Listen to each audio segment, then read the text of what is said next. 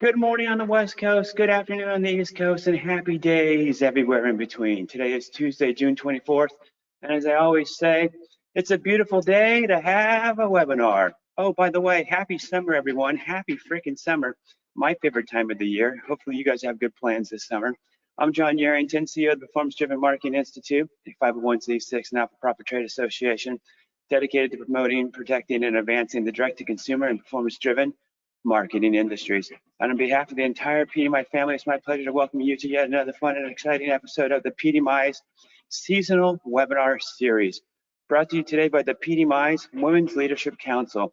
Today, we're joined by two absolutely amazing individuals, incredibly talented leaders in our space, including Lara Blumen of Direct Results and Caleb Mansfield of Claritas. And together, they will be discussing what audio metrics actually matter, how to interpret results across platforms, and what's really driving listener engagement and conversation.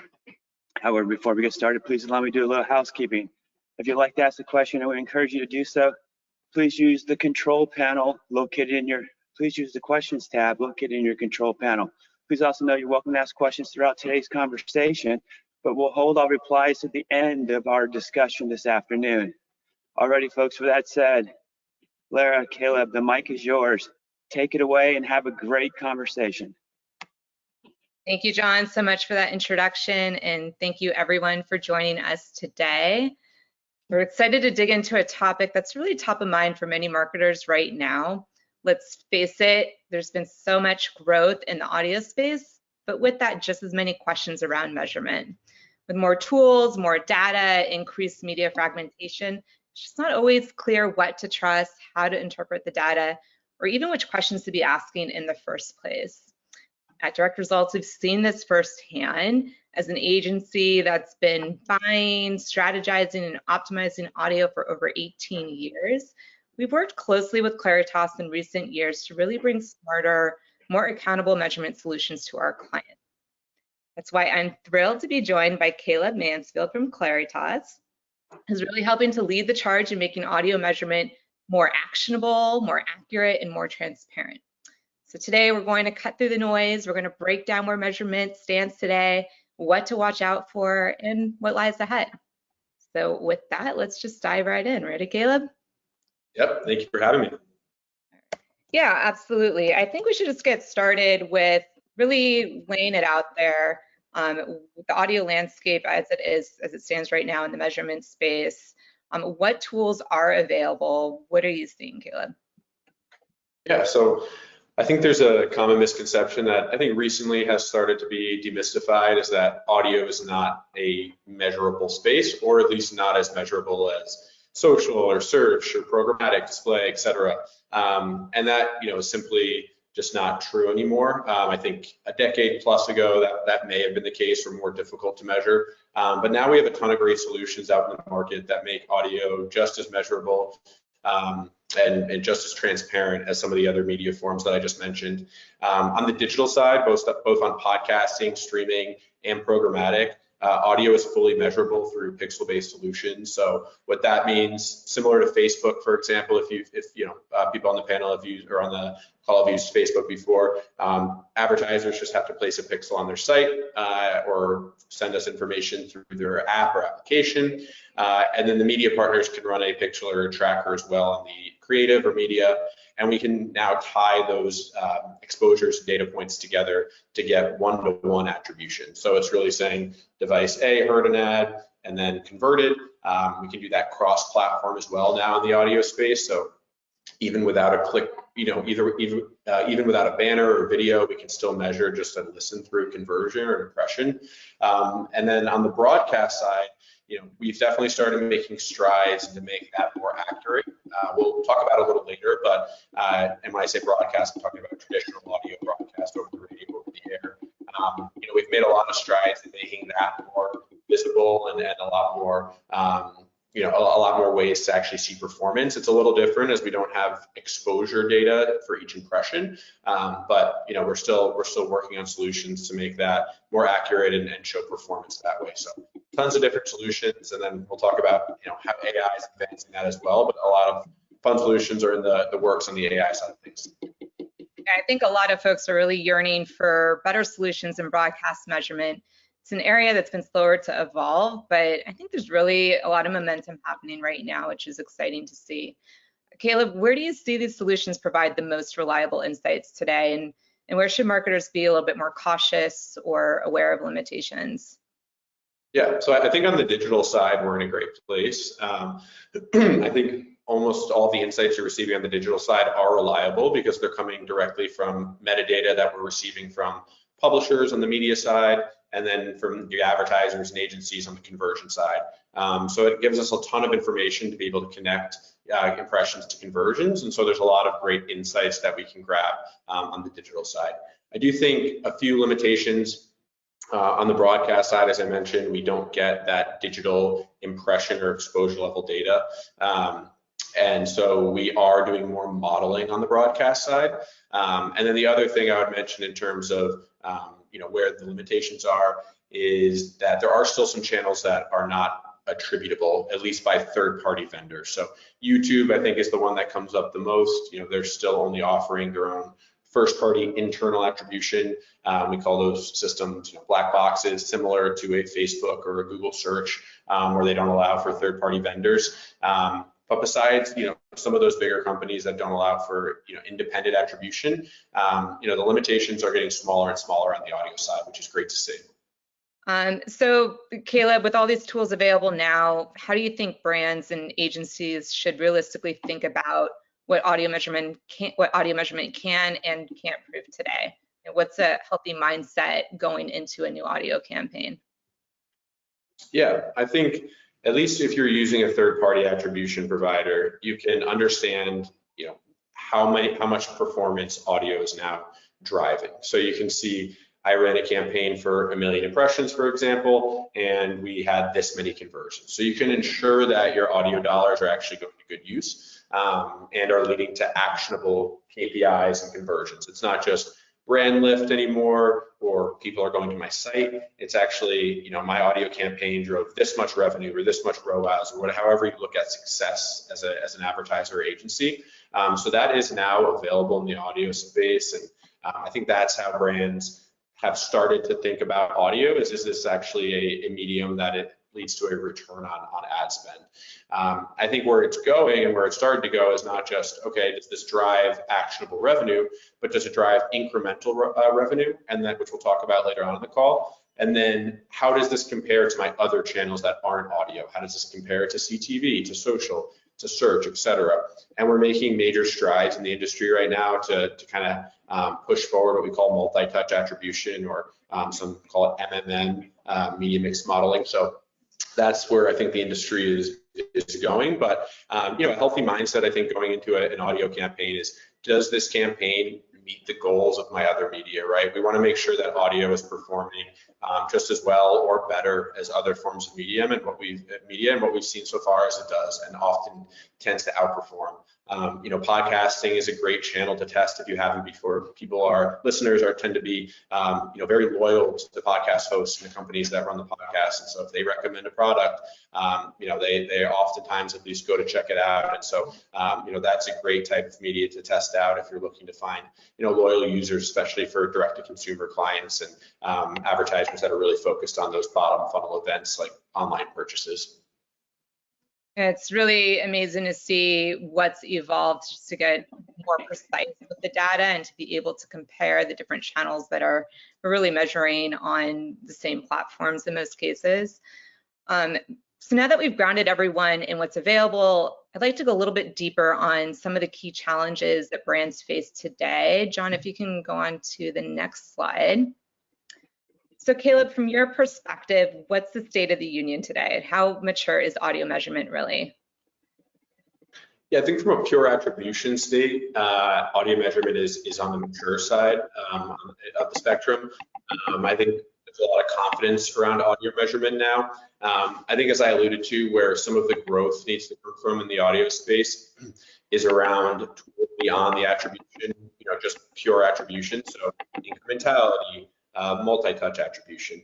I think one thing we also hear a lot about is transparency in the audio space. And so what that means essentially is, where is the performance coming from within an audio campaign.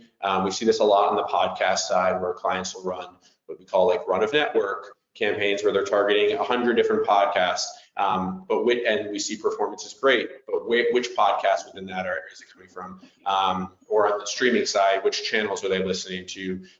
Which artists are they listening to? A lot of that is still being kind of held from marketers and even from third-party attribution providers like Claritas, because for obvious reasons, a lot of media partners don't want that data to get out. So it looks like they only certain podcasts perform or only certain channels perform. But I do think we're getting to a space where a lot of that data is starting to come to the surface, and publishers and media partners realize that's actually helpful for their advertisers to know what's working and not working, so they can create more successful media plans for them. So those are a couple areas where I don't think audio is quite as mature as maybe some of the other channels out there, but definitely making strides to get there. That's great to hear. Yeah, attribution models have certainly come a long way, especially with tools like Claritas's pixel-based methodology, but there's still some skepticism out there. For instance, we recently ran a SiriusXM satellite campaign for a home improvement client, and the initial results showed a super low $5.02 cost per purchase, which just seemed too good to be true to us. So we dug in and we worked with you, Caleb, and your team to apply incremental lift analysis. And sure enough, that true cost per purchase was really closer to $15. Still certainly strong, but definitely more realistic for the category. So that process just really highlighted how important it is not to just collect the data, but to interpret it wisely. That's what we do at Direct Results. We really live in the data. We analyze it, we question it, we challenge it. And we work closely with your team to make sure we're interpreting in ways that are both meaningful and actionable. Attribution is not a set it and forget it tool. It's a conversation. Right, so Caleb, from your perspective, how accurate are pixel-based models when it comes to measuring audio's impact, and how should marketers be thinking about what the data is and isn't telling them at face value? Yeah, and we love when partners, challenge our data, and I can attest, Lara, you're always looking in the weeds at every campaign, which is great, right? So I always say we can only measure what we can see, right? So if you're running an audio campaign where you're running on, I'm just going to use some examples of close partners of ours, but SiriusXM, iHeart, Spotify, for example, our trackers are attached to that media, but we can't see what you're doing on Facebook. We can't see what you're doing on search if we're not running those campaigns for you or measuring those campaigns. And so oftentimes when we do measure a campaign, results can look a little too good to be true, for sure. I think that's maybe one downside of just a pure pixel-based attribution model, is that it doesn't take into account every media form or every touch that a user might have gotten. So there can definitely be overlap. And I think even, if you're running massive national campaigns across other forms of media, it's not just an audio specific issue. I think just campaigns and advertising are getting so large, and the landscape of the advertising space is so wide now that there's going to be overlap. There's going to be multiple touches on different forms of campaigns. And so, it is good to be skeptical, and it is good to ask questions. And that's where I think, as you mentioned, incrementality really does come into play. And at Claritas, we've created an incredible incrementality product that we rolled out some updates to recently. And we've kind of changed how you look at lift or incrementality. I think traditionally people would would take a control subset, a control group, put that into an ad server, a DSP, and serve them a PSA ad, or they would do a brand lift study and interview a panel, et cetera. Those are very expensive, and so you're buying media for your advertisers to not actually receive an ad, or you're paying for a panel. And then two, you can't actually guarantee that these users haven't heard an ad previously or have seen an ad on TV or a billboard, et cetera. One great thing about Claritas is we have our own identity graph with over 150 million US households. And so what we do for incrementality is we look at the exposed users for a campaign, and then we find households in the United States that didn't convert or did not, or sorry, I should say convert, were not exposed to receive an ad, and how did they convert to your advertiser site? So that creates a true control group of households we know have not been touched across our entire ecosystem. And so while we can't guarantee they didn't see a billboard while they were driving, or they didn't see an ad while they were watching the NBA finals, we can guarantee that they didn't receive a digital touch in our system. And so it allows us to create these synthetic groups that are, one, free because you don't have to serve PSA ads, and two, has a broader scope of the digital system that we're working in. And so we compare performance against those control groups versus the exposed groups from your campaign, which is what we did for your Sirius XM campaign. And we could find a little bit more of an accurate or true cost per purchase, as you mentioned in your question. And so I think incrementality is not the only tool, but I think it is one tool that you can use to really show the true value of the campaign. And later on in the conversation, we can get into a couple other options as well that I'm passionate about. That's a nice segue to our discussion on multi-touch. We all know that the consumer's journey is not linear. There are multiple exposures across multiple platforms before somebody actually takes action, right? So that's where things get really interesting for audio. Caleb, I'd like to just talk about that bigger picture. How would you advise marketers to think about frequency and recency of exposure in audio, and how well can we measure this today?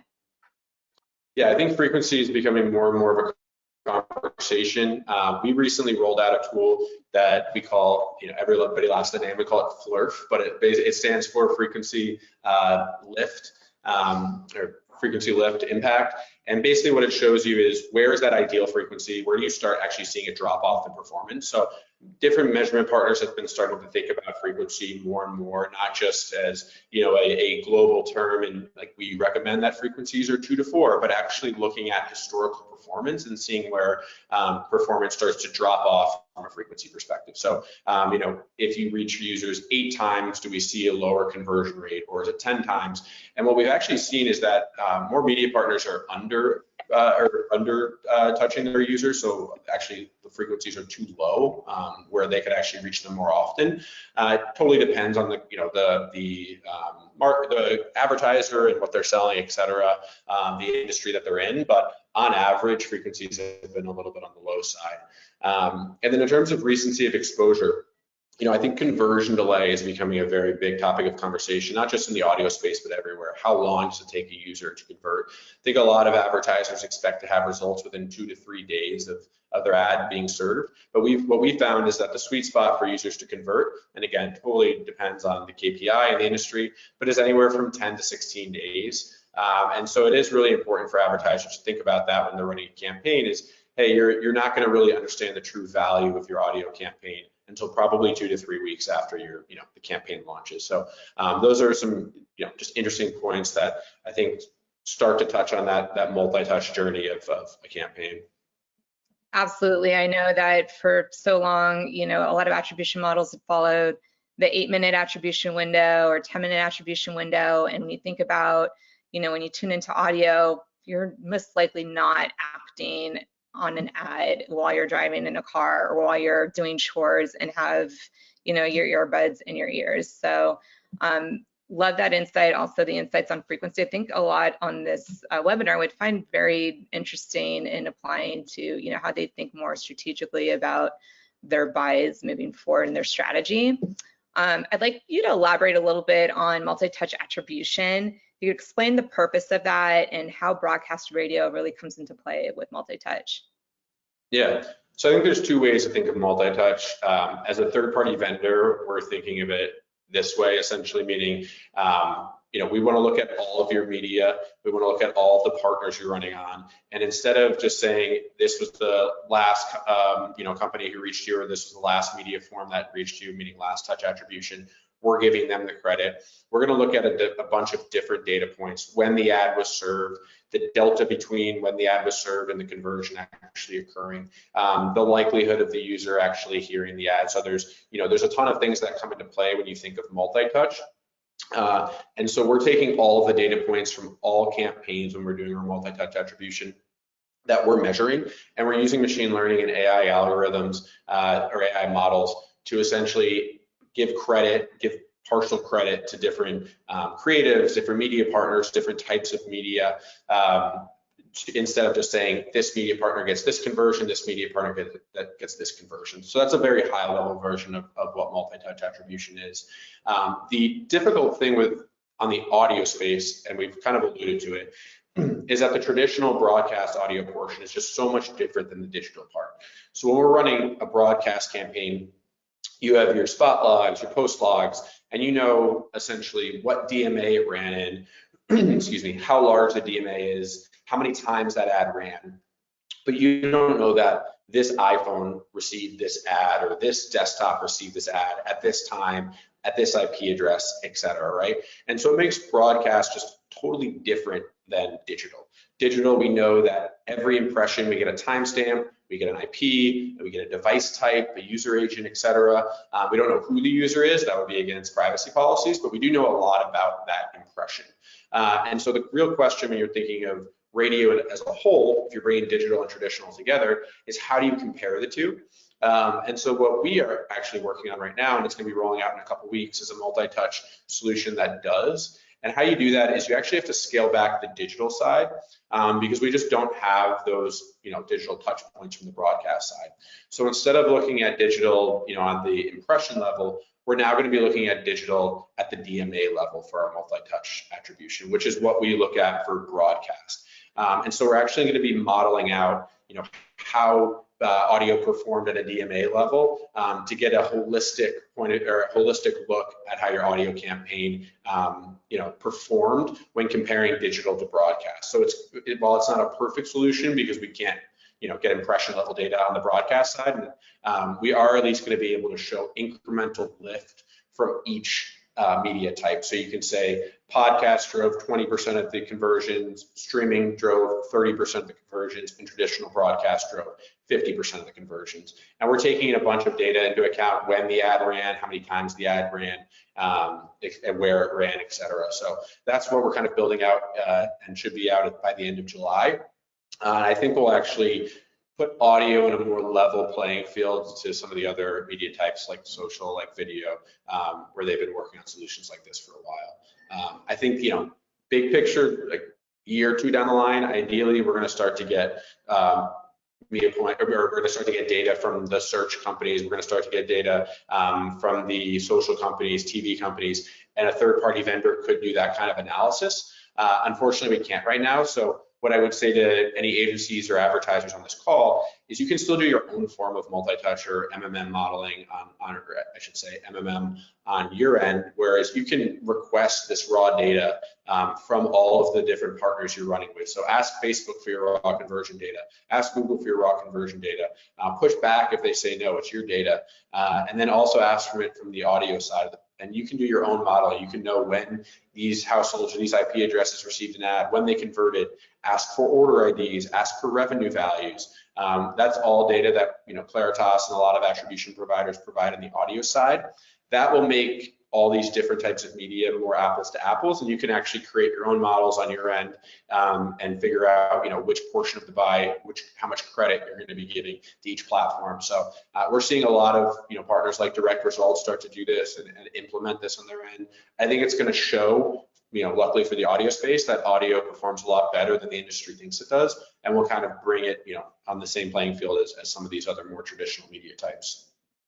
Yeah, we're actually just run into a situation like this with a window company that we're measuring both streaming audio and podcasts on. So we're tracking web form fills and web traffic, and all the web form fills go into their big digital bucket, which also receives their social results, as well as the leads coming from search and everything else that they're doing digital. So there's no clarity on what's actually converting from our campaign. So now we're asking the client for that data, right? The order IDs and everything to do that sort of match back. Caleb, question for you, and for everybody on this webinar, if they were to provide you with the raw social data and everything else, is that something that Claritas could help in partnership figure out how to differentiate the platforms? Or definitely, yeah. To have a beta partner that would be able to provide all of the different forms of media they're running. We have tested it. with audio and video and traditional video as well, so linear TV, and seen some really great results for agency partners and advertisers. So incorporating more results like search and like social, YouTube would be great. I know clients have had a difficult time sometimes getting that data from those platforms, unfortunately, but if you do have access to those, we're here to run a full multi-touch test, and would love any beta partners to help us do that. Fantastic. Now I'd like to zoom out a little bit and look ahead. We've talked a lot about where audio measurement stands today, but there is a lot happening in this space that's shaping where it's going next. You've alluded to some things, some tools that are evolving. AI is really starting to play a real role in optimization. And we hear buzzwords like incrementality, like you've touched on, and AI personalization. These methodologies and terms are becoming real central to how we evaluate performance. So I'd like to demystify some of those buzzier terms, talk about what's real, what's next, how marketers can start using and applying these advancements to get smarter with their audio strategies. Do you want to elaborate a little bit more on incrementality, your view in its role in really validating attribution results? Yeah, I mean, I think it's the future of attribution in general. I think, the idea that just looking at attribution in a siloed campaign and saying this is how many conversions you ran or drove is going to slowly kind of dissipate, and it's going to really move towards we need to see what true incrementality is for this campaign to really validate the results. So I do think that's the future of audio and attribution in general. And I think some of the different options we talked about, like companies and advertisers receiving their own data and doing it on their end is going to become more popular. But I do think incrementality is going to be the main data point that partners are going to start looking at in the near future. So for advertisers agencies on the call, I would challenge you to start looking into different partners that can help provide that, whether it's a Claritas or whether it's a partner that provides brand lift. I do think it's important to have a partner in the market that can help validate whether this actually led to incremental conversions. And then there's also the aspect of incrementality as a reach function. So not just are you getting more conversions from this form of media or campaign, but is your audience growing? Are you reaching new listeners? And I think having a partner that has a massive, an identity graph like a Claritas, but there's plenty out there where they can actually, match back IPs or IDs to the graph and tell you, this channel led to more audience than you previously had from this campaign, et cetera, is really important as well. So that's kind of another side of the incrementality argument that you might hear, and I think that's valid as well. Amazing. How is AI impacting the attribution and the optimization space in audio? Like as both AI and machine learning evolve, how do you see them enhancing or even complicating measurement? Yeah, so from the attribution space, I think AI is extremely important, or you can think of it more maybe in attribution as machine learning. Claritas applies that to their attribution. One thing we've seen over the last 3 to 4 years is privacy has just become a bigger issue, or I shouldn't say issue, but a bigger conversation, as it should. We've seen a lot of data points like cookies and mates and any kind of ad IDs start to go away, at least from a public domain. And so it's really important to have solutions that can still figure out what's working and not working. So we use machine learning for probabilistic attribution. So if we can't get a impression to match back to a household because somebody listened to an ad while they were running, or while they were taking the train to work, or while they were at their kid's soccer game, that IP is not going to tie back to a household. So how do you attribute that? We still receive a ton of metadata, so we know the type of device that they heard the ad on, where they were, and so we can still infer that impressions led to conversions using a machine learning model. And so Claritas' solution, we have a deterministic side that we tie back to our identity graph, but then we also have a probabilistic side, which pulls out conversions that would not have been there if we didn't apply AI or machine learning to that attribution. And then from the optimization point of view, we have a bunch of tools, one that we'll talk about in a second from a case study perspective, but tools that don't just help you measure campaigns, but make your campaigns better. So I mentioned our Waldorf curve. So from a frequency standpoint, we can help optimize what your frequency would be. And we're using AI or machine learning models to help pull that information out. We can tell you what types of users are performing well, so you can know actually who are the best performing audiences in your campaign, and you can optimize towards that. And then, which we'll talk about in a minute, is our AI personalization, which is a tool that talks about which creative is performing best, and not just telling you which one performs best, but actually optimizing it in real time.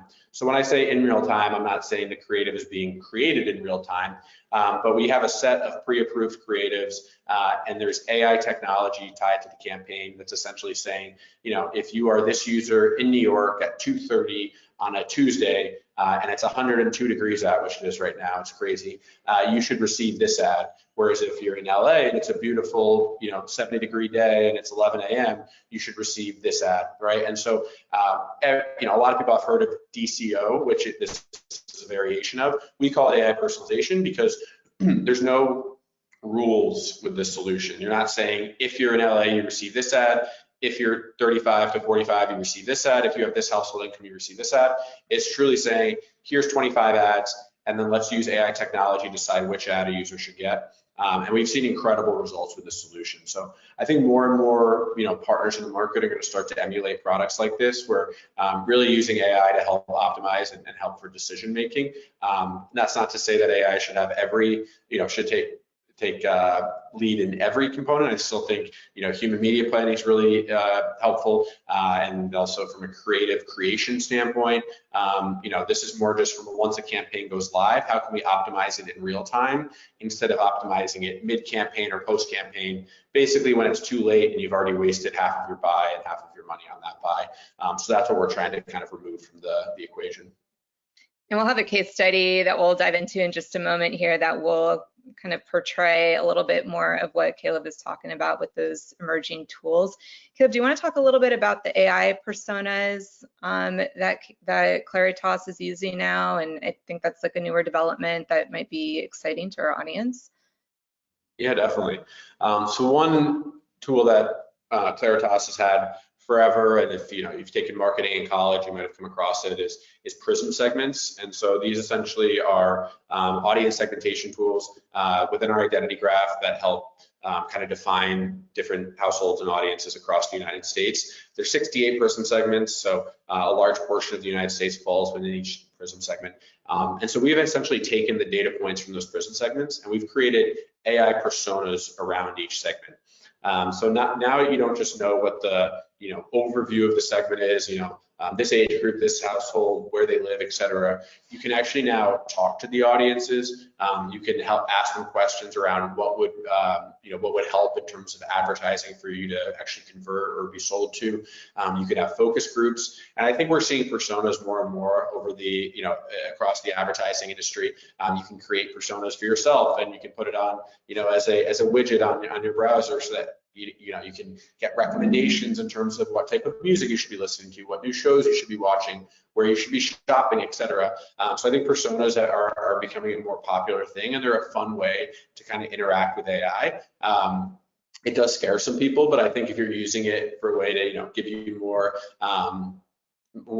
accurate recommendations, or find new things that might be interesting, or just make your advertisement more interesting to the consumer, which I think every consumer would like. If you're going to get an ad, it might as well be interesting, it might as well be fun. I think that's where AI personas can really come into play, and that's how we see our advertisers using ours with our solution. Yeah, I'm super excited myself to dive in and explore that tool of yours. Claritas is just a bit more. I think there's oftentimes with clients we see that they have a general idea of their different personas in those cases, but maybe this could unveil another persona that they didn't quite know about yet. So definitely excited about that advancement. I just want to ask you, what is one innovation in audio measurement that you expect to see in the next 1 to 2 years?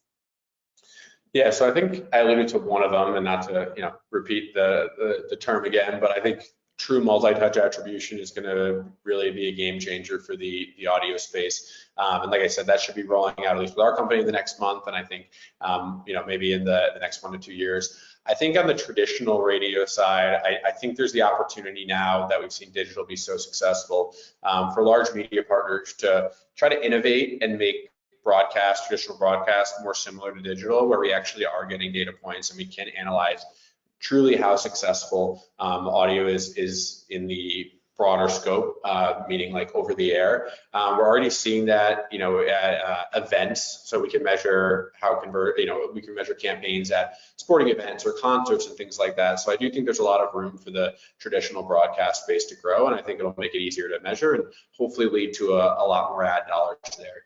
And then I think with the introduction of AI just becoming more and more of a norm, I think we're going to see some incredible new solutions start to come to market.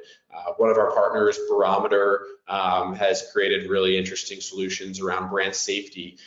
So, by looking at transcriptions from podcasts and streaming apps, are these ads on platforms and shows and channels that meet your brand safety needs? I think there's another misconception in the market that audio is kind of the Wild West and you can't really monitor it. It doesn't have like DV360 and different solutions like that. But there are new partners like Barometer, as I mentioned, that offer these solutions, and they're only getting better and better. So it's a little broad, but I do think the audio space is getting more tools that are similar to what we've seen, within the Google suite or within the CTV suite that have been there for years, that I think are going to make larger brands more comfortable to advertise on podcasts, on streaming programmatically. So I'm really excited to see that movement in the market.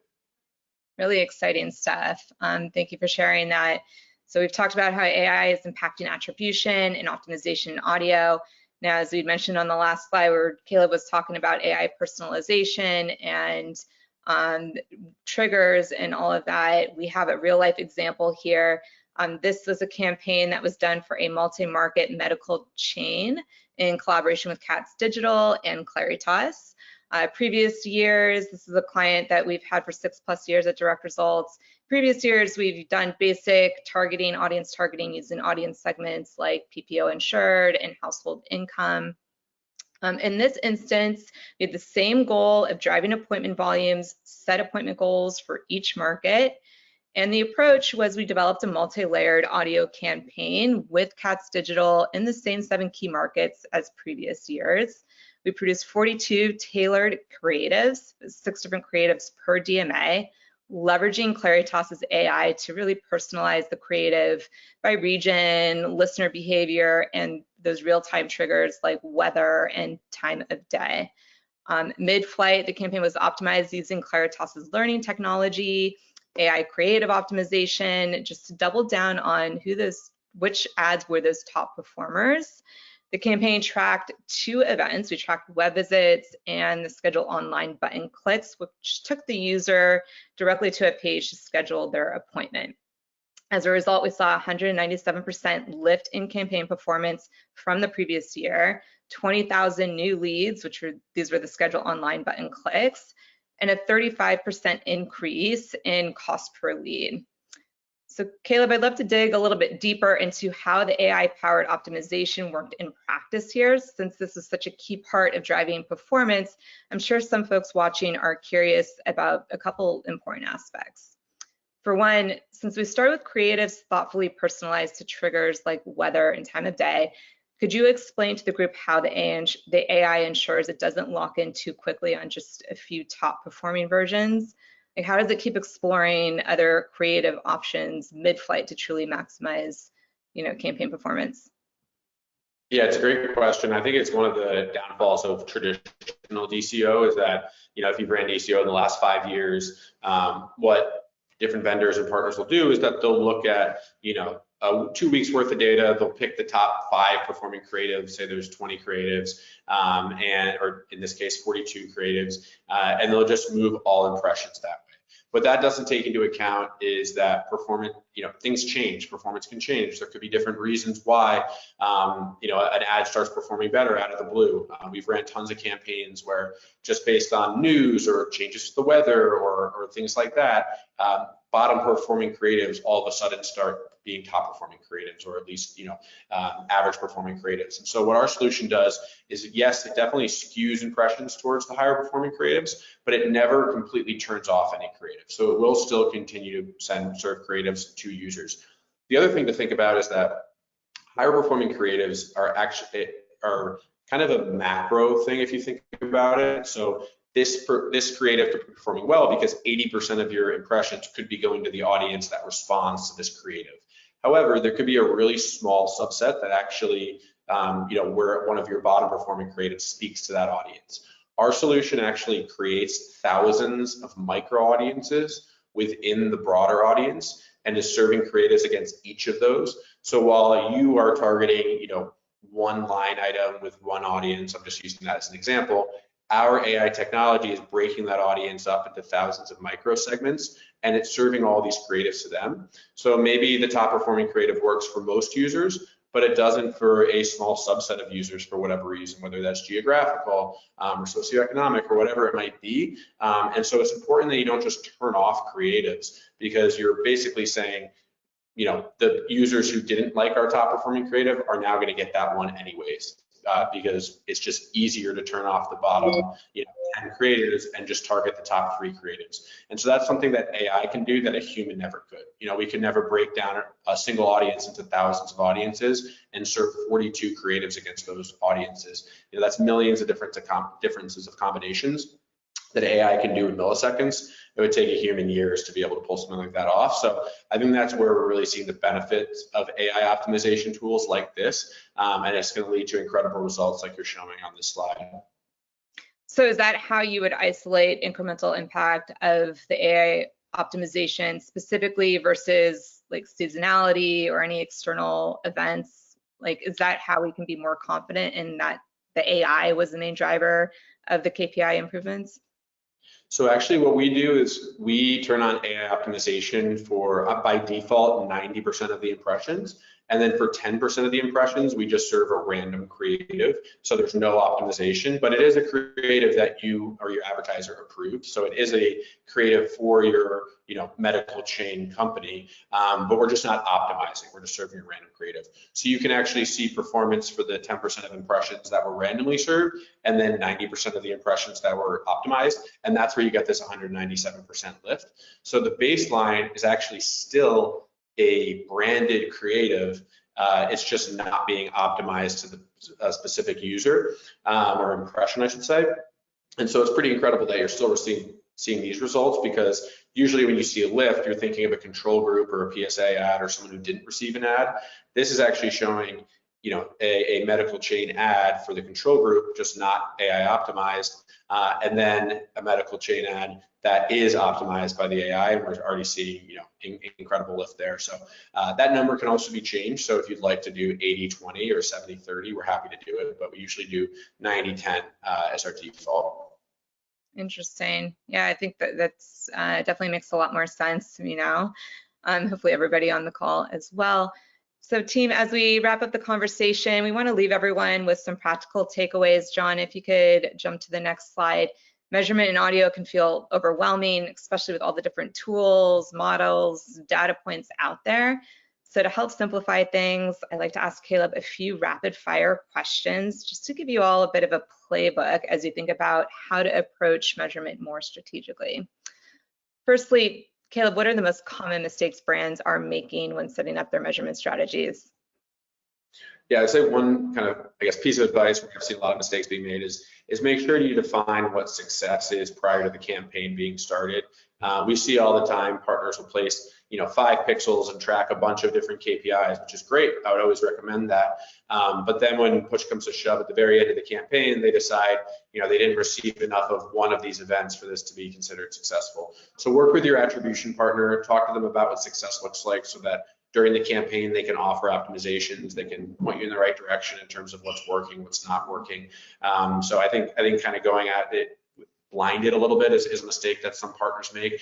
I think on the flip side, some partners will also only look at certain types of KPIs, so just because that's what they're used to, whether that's a homepage visit or something very high funnel. Definitely dig into the weeds, place pixels on your checkout pages, your sign up pages, etc. Make sure you're getting a full breadth of what this campaign is doing for you.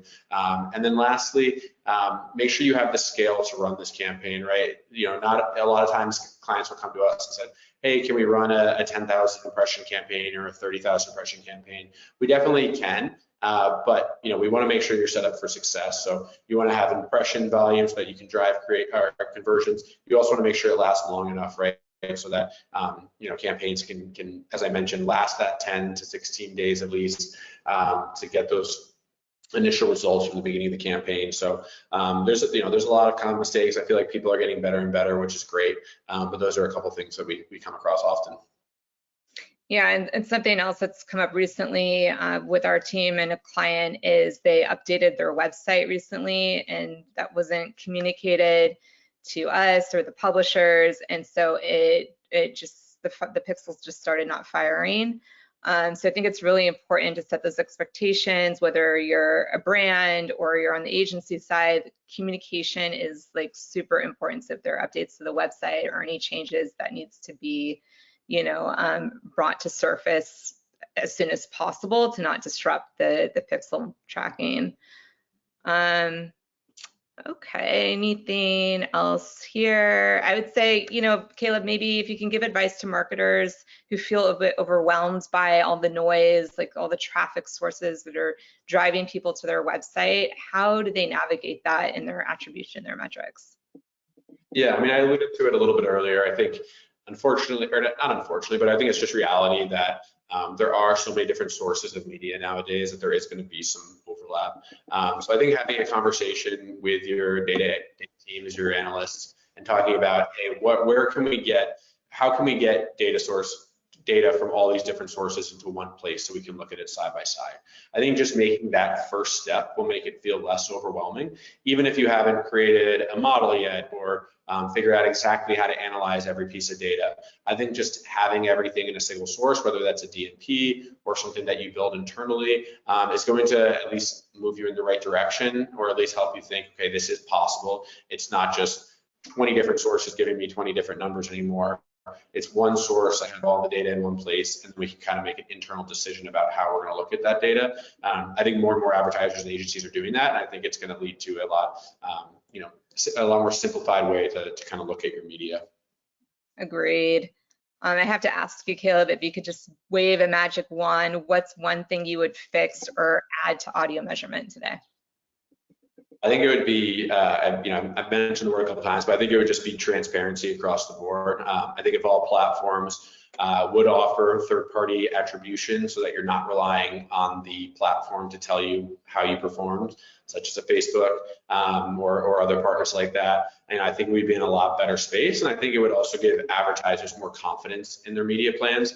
A lot of times I hear from advertisers that when I ask why they run on certain platforms is, I have to, right? Because it's just such a big platform, or there's I feel like I'm missing out on an audience if we're not advertising on that, but they actually have no insight into how it's working, or they're just taking the word of the company that they're running the measurement on. And so, I've been beating that drum for a while, but I do think the more transparency we can get, not just from individual platforms from an attribution standpoint, but even just the media itself, which podcast did this run on, which streaming channel did this run on, things like that, I think will give a lot more confidence to the media buyers in the industry. I think we as marketers could all really get on board with that, more transparency. Last question for you, Caleb. It's a good one. It's one of my favorite. What's the one question brands should be asking, but they're not asking? Yeah, I think specifically in the audio space, brands don't often think about how much scale we now have. I think audio is still looked at as a kind of child to maybe like CTV and search and social. It's viewed as this unscalable media source, but there's just so many different podcast networks, streaming networks. Everybody's listening nowadays. You walk down New York City where I live, and you see everybody with their headphones on. That's all audio. I think it's the fastest growing media type in the market, and I think it's being underutilized from an advertising standpoint. So, have the conversations with some of these major media publishers, these podcasting partners. Ask them how far they've come in terms of scale and audience size. And I think a lot of people would be surprised. That's the number one pushback I hear sometimes from advertisers is, well, we'd love to invest more in audio, we just don't have anywhere to put our money. And I don't think that's true anymore. I think that's point of view from maybe 5 to 7 years ago. But I mean, going back to you, Lara, you're direct results focused on the audio side. What do you get in terms of pushback, or what are questions that people aren't asking? Just, a lot of misunderstanding of the data and how to confidence in really measuring broadcast specifically. It seems like a lot of advertisers still love to just throw their money on digital for good reason and linear TV. CTV, we see obviously for good reason a lot more spend increase there, but I think audio has just been a little bit more of a challenge to prove to advertisers and brands that it really works, and it works earlier in the funnel than many assume. So I'm really just stoked to see all of the advancements that Claritas is making right now to bring that to light in the audio space. I think that's going to hopefully add a lot of clarity for brands and agencies alike in the near future. I want to leave some time for questions, but before we open up to questions, I just want to emphasize measurement shouldn't be the end of the conversation. It should only be the start. AI certainly gives us powerful tools, but it's really that human insight, right? Asking the right questions, challenging the data, applying simple logic that turns data into meaningful strategies. So rather than simply accepting the data or getting overwhelmed by it, it's crucial that we as marketers really, interpret it, challenge it, talk about it, and use it to drive smarter, more strategic decisions. And with that, John, I'll hand it off to you for Q&A. Great, thanks, Lara. I appreciate that. Before we get started, let me say a couple of quick things. First and foremost, Lara and Caleb are absolutely total pros and titans in their space. They know their material and their daily lives at work incredibly well. And so I want to thank them for not only being here today, but also for putting up with all the technological hiccups that we've had this afternoon. Normally these are much smoother. For those of you who have seen the more than 200 webinars that our group has put on, they run a lot cleaner.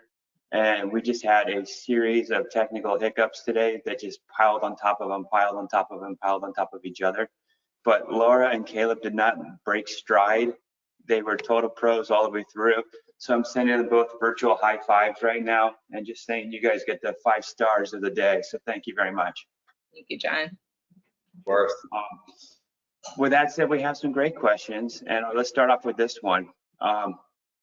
What are the most misunderstood metrics when it comes to audio advertising today? And do these misunderstood metrics sometimes lead to misinformed decisions? Caleb, you want to Yeah, take it's a that? great question.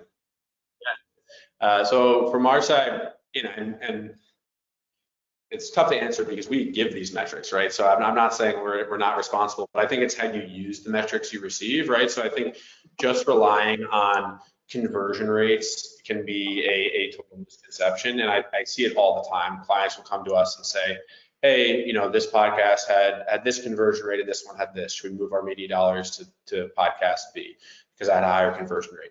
But there's a lot more that goes into it, right? CPMs are huge, so not just what the conversion rate is, but what the spend is. So the first step is moving away from conversion rates and moving more towards CPAs, right? And then even taking a step beyond what we call marginal CPAs are, yes, this had a good CPA, but could have you gotten that CPA elsewhere? So almost looking at the incrementality of a cost per action. Meaning like, are there cheaper ways to get the same CPA or a better CPA? And so we've started to kind of try to unlock some of those metrics for our clients and move away just from this had a 1% conversion rate or a 1% click-through rate. And while we still offer those, because a ton of our clients still make decisions off of those, I think advertisers are getting smarter and looking beyond just some of those high-level metrics that the industry has always looked at. And then and I think the industry is moving this way, which is great, but really focusing on revenue, because at the end of the day, that's what every business wants, at least, in a capitalist society, right? Is that you want to drive as much revenue as possible. And so focus on those lower funnel events. And I think that's where audio has really excelled, is not just looking at brand lift or traffic, but actually, how much revenue are these campaigns driving? And most audio attribution companies can show you that. So make sure you have those conversations with your attribution partners when you're setting up campaigns. We don't want to just stop at high funnel conversions. We really want to look at how much revenue this campaign is driving so we can apply some ROAS metrics to it. Yeah, 100% agree. I also think, to the spend point, it's important to pay attention to the scope of the campaign and how, if it's like a podcast or, a broadcast program, like how that spend level compares to what we're doing on other channels. It needs to have, enough scale and scope to really provide, I think, viable measurement metrics. Great feedback, guys. Thank you so much for that. Let's try another question. What does a successful podcast ad campaign look like in 2025? And how should advertisers evolve their measurement framework to stay at the head of the curve moving forward?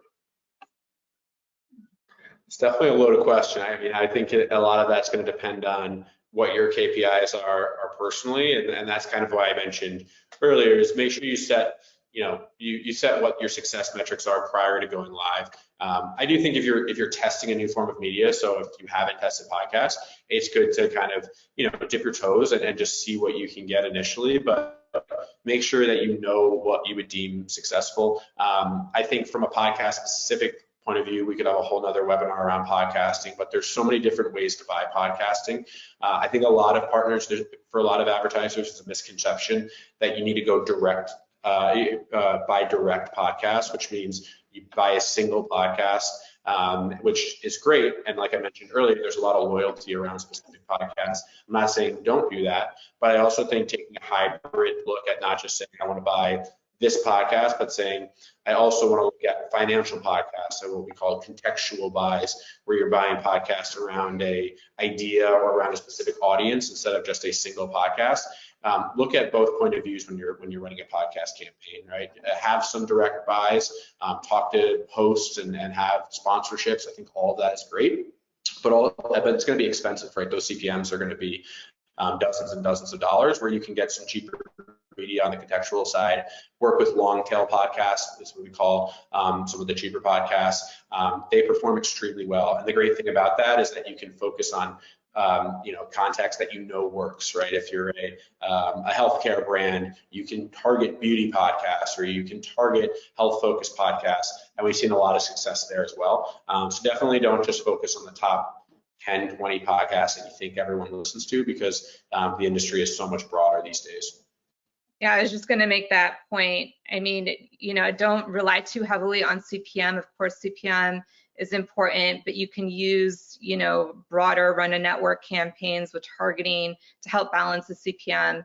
We've seen so much success with smaller niche shows where these podcast hosts have such a loyal following, like they literally will do anything the host says. And just, like that show might have a much higher CPM because it's a much smaller audience, but it does convert. And so I just want to make that point. Like, I think it's a nice balance between having that scale, but also having those more niche podcasts, especially if you're just starting out in podcasting. They'll be a lot more affordable spend-wise, and you might be surprised by the results. More and more great feedback from the two of you, and I'm not surprised. You guys are loaded with golden information, and thank you so much for sharing today. I'm going to jump back in and help close things out. So phenomenal session, Lara, Caleb, great conversation today, and thank you for everything that you've shared this afternoon with us. Well, folks, I hope you enjoyed today's conversation as much as I did. Before we close out, I'd like to take a moment to invite you, each and every one of you, to join us in our next PDMI webinar. It's the PDMI Take 20, hosted tomorrow, Wednesday, June 25th at 11 a.m. Pacific, 2 p.m. Eastern. I'd also like to remind you that PDMI's fall conference, PDMI West, is scheduled for October 6th through 8th in San Diego at the beautiful Intercontinental Hotel. The conference will be, conference attendees will save more than $200 per night at the Intercontinental Hotel when they book through the PDMI group link. To get access to the group link, you just simply need to get your badge. To get your badge, you simply need to just jump to the PDMI website. That's the pdmi.com, pdmi.com. Get your badge, get your room, and come hang with all of your friends in San Diego and get more of this type of great information you received today in person at the conference. Again, thank you everyone for being here today. Thank you for putting up with the technical difficulties that we experienced. And most importantly, thank you to Caleb and Laura for being amazing. Wishing you all a wonderful summer and see you on the next episode. Thanks so much. Thank you.